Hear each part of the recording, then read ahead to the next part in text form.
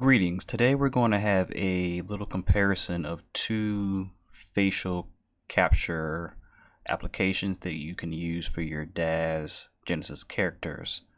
One being Face Transfer, which is available in the DAZ store, and the other being Facegen from Singular Inversions. Bottom line up front, well, a couple of bottom lines up front. I For my characters in this video, I did like minimal editing afterwards. I might have changed a few things, but I didn't go into depth in all the options that you can do with each application.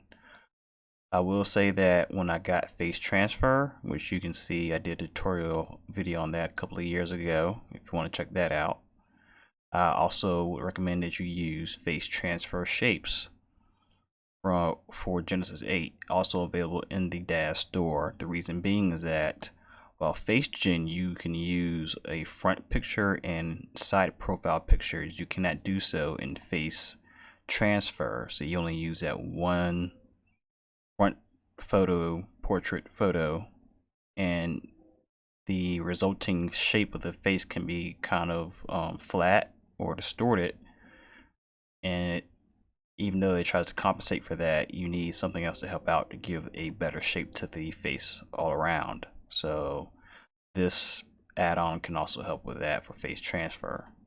So if you think of doing that, just kind of account for the cost of both of those. And I can't really, speak to sales, what's going on when one's on sale and when the other's on sale. So you just gotta kind of watch out for that for both applications. Other bottom line up front is that both applications the names are pretty evident in what they do. Face transfer kind of transfers the face from one thing to another, and face generation kind of incorporates that into generating a character's face.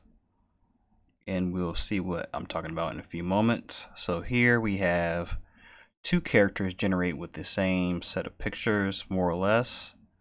On the left is a character based off a picture of me using face transfer. This is based on the Genesis 8 male. On the right, we have the same picture plus the two side profile pictures that I took, and I'll show you those here in a moment. Here is my front face that I use, and then here was one side that I used, and then the other side. I'm not really going to be doing a tutorial on Facegen. I'm just trying to do a comparison. I'm just showing you what I use to get the results. If you're interested in a full tutorial on that, let me know. I mean, there's already some out there, so that's why I'm not doing one here. I'm just showing you the pictures that I used, generate the face that I got. And this is, at least in texture shaded mode, that's what that face came out to be. And I'll show you, I'm going to use another character example besides myself here after this, and I'm going to show you why I'm using more than one example. So I'm going to try to go to NVIDIA render here in a few moments, but I wanted to point out some things that I've noticed just using the picture of myself that using a Android phone, or it doesn't really matter if it's an Android phone or iPhone camera. You get kind of that selfie type of picture. So for the face transfer character, one thing you will notice is that I have more or less a full goatee going around my face here, and for the face transfer, since it's only that front picture, it kind of cuts off here in the bottom corners. It doesn't capture that. Also, you kind of notice that the eyebrows are a little cut off at the ends compared to the other one. And in this particular picture, and I don't know if it was the angle of the camera when I took it, well, I'm using the same picture, so it shouldn't matter. The nose, textures around the nose get kind of distorted. It's kind of hard to see here, but it's like the texture goes beyond the base of the nose. You can see around this area. So not a huge deal if you're far off, but up close you can notice these things. And then there are going to be differences in the eyes as well. And this is before we go to the NVIDIA or the iRay view. For this one, some of the things I ran into was that you have to select different points when you're generating the face. Like the middle of the eye, select the sides of the nose, the edge of the mouth. You have to point those out when you generate the face in Facegen. And maybe I'm doing something wrong because sometimes I get kind of these white areas along the side of the jaw. Sometimes it's not too noticeable. This time it was for this character. And also for my eyes, the part of my eyelids got caught in the actual eye texture. One thing I learned to do later on is there's a checkbox for using spherical eyes, and sometimes that can cause problems. So maybe sometimes you want to leave that checkbox unchecked for spherical eyes.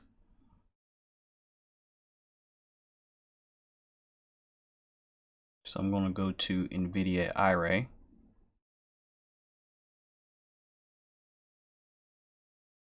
Again, this is the Facegen character, and this is the face transfer character. And I believe for both of these, I ended up turning down the translucency weight. So what I mean by that, you go to surfaces, you make sure your character is selected. You go to surfaces, go to your character, no, your actual character. I call this one Facegen. You can go to skin, lips, and nails, and there's a setting here for translucency weight. So it kind of blends between taking whatever color is here for translucency color and blending it with the actual textures of your character. So if I turn it up, you'll see it'll get more brown, which is the color you have here. I had to turn it down because my characters seemed a little too brown to start off with. Particularly this one, usually by default on the face transfer character. This will be, I had to set this almost to 0 because up higher, usually the eyebrows and any facial hair will appear reddish brown. You can kind of see that here on the top near the eyebrows. So that's not really a satisfactory result. So I think for both of these, I had to turn that down a little bit, or almost all the way. That's one adjustment I made. See a little reddishness still here in the beard, but I think that was okay. I do like, besides that little eyelid thing, I do like the eyes a little bit better in the face Gen character than in the face transfer character. I think it's a little bit more vibrant in the face transfer or face Gen character. But I will say, so the kind of another thing, generalization I make between two applications.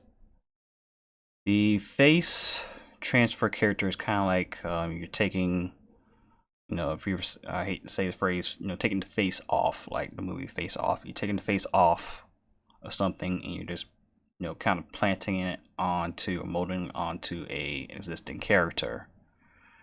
And you kind of see that nowadays when you have like kind of that de-aging technology with, like, you know, like I said, like second season of Mandalorian. It was a great scene at the finale, but it was kind of a little unnerving when you see a de-aged face, and sometimes you notice that the face tends to float around the head a little bit, and that's kind of feeling I get here. Even though I'm not, you know, actually in motion here, that's the kind of feeling I get. It's like you take the part of the face and you kind of glue it on to the character. Not that bad as I make it sound, but it's just something I noticed. Versus Face Gen, it's not as accurate. It's a little bit more of a caricature of the person you took a picture of, which there are settings for making caricatures of the person, but it's a little bit more caricature-ish of the character. But it's also, I also feel like it's more animation or game ready. It's more of a character, a full-fledged character. Everything's kind of blended in with the rest of the body. An example of that, I'll go back to the face transfer character. Because of the lighting I used in my picture, which is a bright light kind of on this side, you see that in the photo, but you see that in the face here, but you don't really see that as much in the generated skin texture for the rest of the body. Whereas it's a little bit more incorporated in face transfer, so you still got some glossiness. The lips glossiness is kind of already there to begin with in the Genesis 8.1 character. Facegen does support in the Pro version everything from Genesis to Genesis 8.1, so I just end up using it for this character. You see a little bit glossiness in the upper chest, which helps match out with the face, the glossiness in the face. And the hair is something I bought off of the Dash store for both characters, and the same thing with the clothing. And I can't really see it now because of the shadows, but there tends to be a kind of a dividing line here at the neck where you can tell where one texture ends and one begins. You don't see that as much with Facegen. Sometimes you can tell with face transfer, but I don't think we have that much of a problem right now. So that is a comparison of these two characters. I'm going to go to this other file. Well, let me bring up the results of a final rendering with these two. So this is face transfer here on the right, or Facegen. You can see here in the title, and again with face transfer here on the left. So here are the comparisons. See if I can get, there we go. Again, I think this is more of a complete character, but not as accurate to the original picture. I mean, maybe it is. I mean, I don't look at my face all day. It's kind of, you have an option of blending in different normal textures in with the texture of the picture that you took. So that's probably what happened here. Whereas it's kind of most the face up here and tries its best to guess or everywhere else how to match that. So if you need super duper accuracy to what sometimes people want a character that looks just like them versus to having a maybe a better quality character, so you might lean this way if you had to choose between the two. But if you want it overall looking like a regular Daz character but more I might go this way. However, there were some things about the picture that I might have messed up on, so I'm going to go to my next example. And let's not save that for right now. So it's taking a while to load. So I took a picture. Okay, I got to go here. I went and found a picture of Scarlett Johansson. And the reason, well, one, I want to get a recognizable face. Two, this is more of a professional photo, and what I mean is, difference between a selfie and a more professional photo. You get a better perspective, a bigger sensor on your camera, and you get a better face shot. So, if you go through Facegen, you'll see the example photos that what they try to get you to use is more towards a professional photo, at least better than a selfie camera, and what you get is a better perspective on the face. So if I can't believe I'm doing this, comparing my picture with a celebrity, but anyways, this is done with a selfie camera, and it's really close up. You get a awkward perspective versus having a further away camera, a bigger sensor, so you actually see both ears, and you probably see more of the face altogether. So that's better. So you can't really see both. You can barely see one ear, and definitely can't see the other. So you're not getting as much of the face. So it's probably why I got some of the results that I got. So when I'm now with this one, and I did kind of dress the character up like Black Widow. Found a some stuff on the Dash store. So with this, in this instance, both applications did better copying the face. So let me see if I can bring character back. I kind of hid the character for some renderings. That should be enough. Again, on the left we have the face transfer character, and on the right we have the Facegen. Okay, let me see if I can, I'm going to see if I can knock away the hair right quick. Because even though they both did a better job, still have some of the same issues. The eyebrows are a little cut off, but not as much.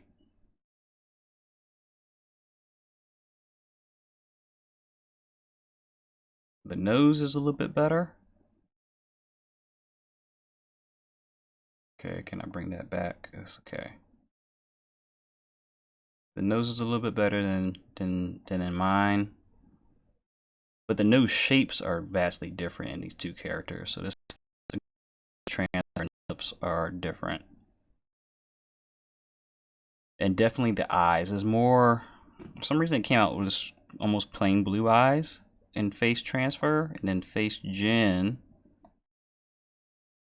more closer to the picture, actually a little bit darker than the original picture. So let me bring that back up again. The color is, it's kind of hard to tell the color in that distance, but this is like a blue gray green, and that's kind of a blue gray, I guess. So I would say this one was closer. The nose shape is kind of a toss up between the two. I think it's probably actually somewhere in the middle. Again, but for this character, I did not have the two side profiles, so both of them had to go off that one picture. So the nose, this one nose is a little bit smaller, so I think the truth is somewhere in between. But again, with the face transfer, you look around the middle of the inside of the eyes, the makeup gets a lot of glare coming from the picture. Whereas I think with Facegen, they kind of did their own makeup thing a little bit, but I think altogether it came out better. It didn't have as much glare, which is good because not every situation is going to have the same lighting. The lip glare is kind of from what was already on the Genesis 8 character, and the eyelashes were also bigger. That might be a byproduct of being Genesis 8.1 though. Again, everything else, the hair and the outfit were both the same. I'm going to go ahead and turn this off and bring up the funnel renders. So this is Facegen. I'm going to put that on the right. And face transfer, I'm going to put that on the left. And the original picture, I was going to try to put it in the middle. Well, I think I can do that. I'm sorry, I got that all back up. This is Facegen again, so I don't need that. I need face transfer.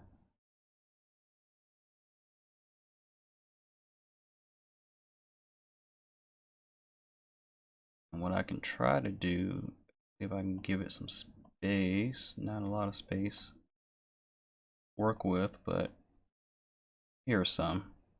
So again, we got that in face transfer. I didn't mess with the real world shapes, which is what you do is you go, if you have that installed, you go to parameters, you select your character, go to actor, go to head, and from head you go down to real world. You have those. So usually the main thing you do is you go to FTS main fix, and you see that it actually I probably should have rendered it like that. It actually got a little bit closer to the other character. So that's the one thing you want to do is use that plugin if you use face transfer to get a better facial shape. So I'm glad I kind of caught that there. So that might have helped a little bit if I had did that beforehand. Bring up the pictures again. Make sure I got the right ones. So both did a pretty good job in this instance. When you have a great picture to start with, you get better results. Again, the other issue was that I had the reddish eyebrows, which hers are, they're kind of brownish, so maybe that's not much of an issue. I could turn down that translucency weight to get a better result. The skin tones are a little bit different, so maybe, yeah, they're not the same, so the translucency weights are probably different. This, again, I would say, in general, probably matches the character a little bit more, or the person, the face, the original picture a little bit more, and this one still looks more Daz-like. So if you're going for, don't want to, if you have this amongst a bunch of other characters, you don't want to blink and think about it and like, why is this one different? I would, kind of go with Facegen. You need it to look exactly like the person. Sometimes you go for face transfer. It really depends, and it might depend on the picture, the person, the face of the shape, so on and so forth. But I just want to give you this comparison to give you a little bit more idea of which way you may want to go. Anyways, if you want to know more, leave a question in the comments. I might make another video if it warrants that, and hopefully this has been helpful. Thanks for watching. Have a blessed day.